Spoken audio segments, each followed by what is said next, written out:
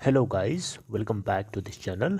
Guys, इस video में हम लोग बात करेंगे बजट 2021 के अंदर जो दो पब्लिक सेक्टर बैंक्स के प्राइवेटाइज होने की बात करी गई थी। इसके अलावा इंश्योरेंस कंपनीज में से एक इंश्योरेंस कंपनी को प्राइवेटाइज करने की बात करी थी हमारी फाइनेंस मिनिस्टर निर्मला सीतारमन ने।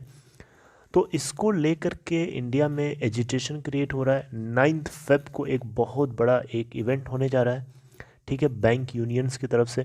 तो उस इवेंट का क्या एजेंडा है और उसका क्या इम्पैक्ट पड़ेगा इंडिया के फाइनेंस इंडियन गवर्नमेंट के इस प्लानिंग डिस इन्वेस्टमेंट प्लान के ऊपर, आइए देखते हैं।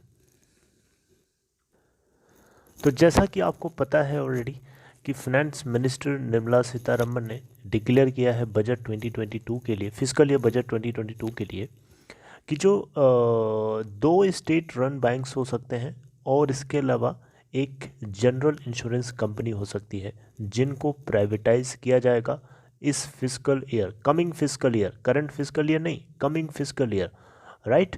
आपको पता होना चाहिए IDBI bank government own bank था, लेकिन उसको प्राइवेटाइज कर दिया। 51% उसकी स्टेक होल्ड करता है एलआईसी। तो अब वो एलआईसी ओन बैंक हुआ, ना कि गवर्नमेंट का। 50% से ज़्यादा जिस भी कंपनी में किसी की होल्डिंग हो जाती है गवर्नमेंट के अलावा किसी थर्ड पार्टी की, तो वो गवर्नमेंट ओन बैंक नहीं होता है। तो इसके अलावा आईडीबीआई बैंक तो चलो हो गया प्राइवेटाइज। इसके अलावा दो और बैंक्स को ये ऐड करके प्राइवेटाइज करना चाहते हैं और एक इंश्योरेंस कंपनी को प्राइवेटाइज करना चाहते हैं। तो इसके खिलाफ जो है यूनियन बैंक यूनियंस ने एक मोर्चा निकालने का सोचा है 9 फेब को।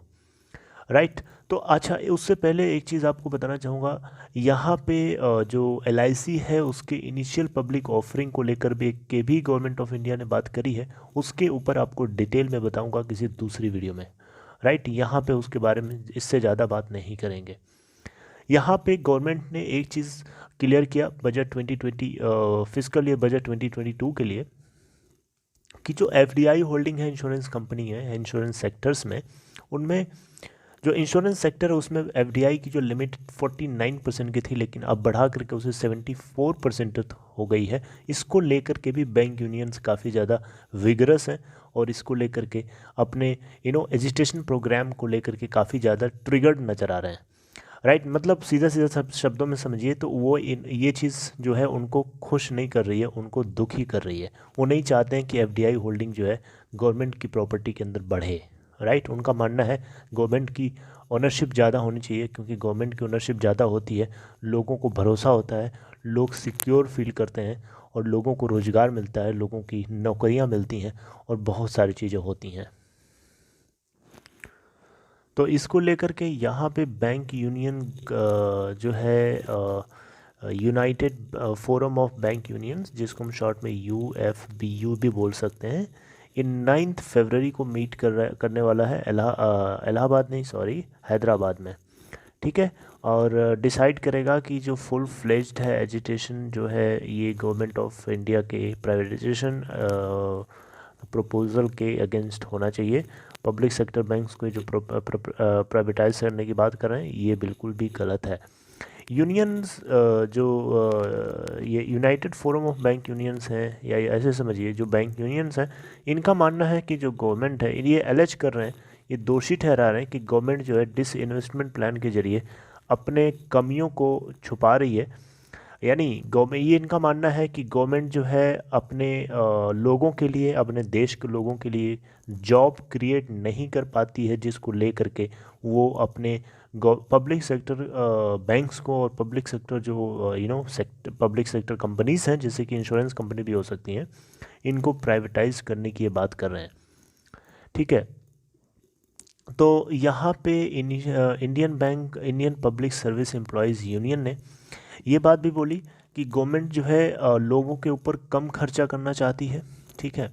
अपने पब्लिक के ऊपर कम खर्चा करना चाहती है और ये डिसइन्वेस्टमेंट प्लान के जरिए प्रॉफिट कमा रही है, जिससे देश की प्रॉपर्टी को ये बेच के कमा रही है।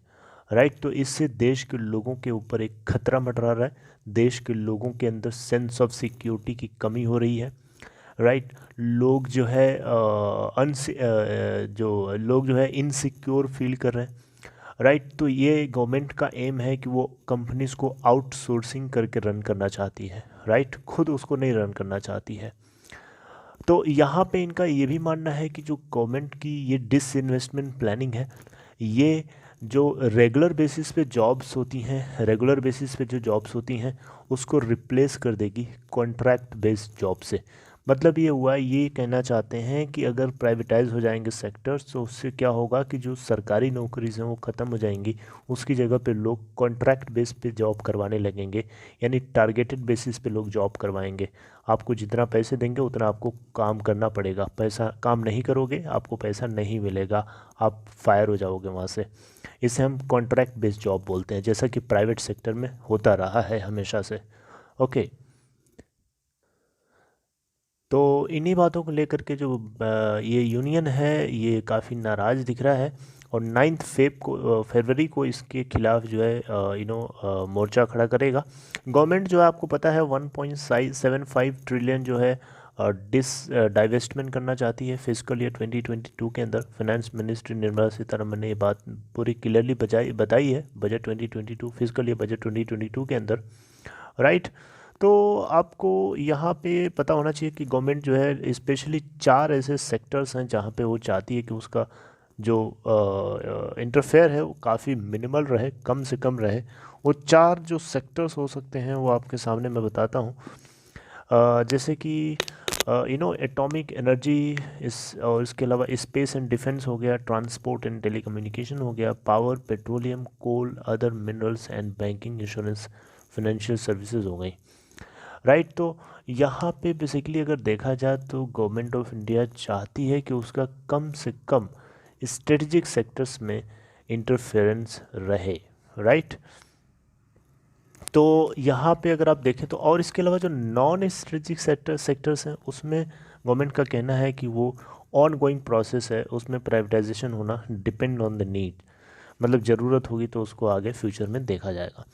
तो ओवरऑल कंक्लूजन ये है कि गवर्नमेंट के इस प्लान को लेकर के काफ़ी एजिटेशन है बैंक यूनियंस के अंदर।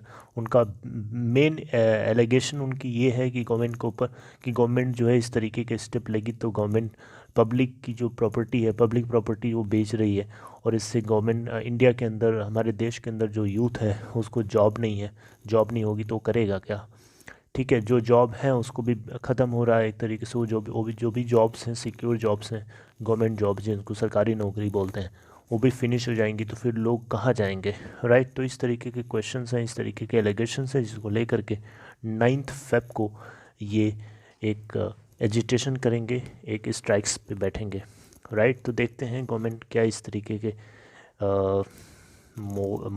इस तरीके के मूवमेंट पे क्या एक्शन लेती है और क्या जवाब देती है।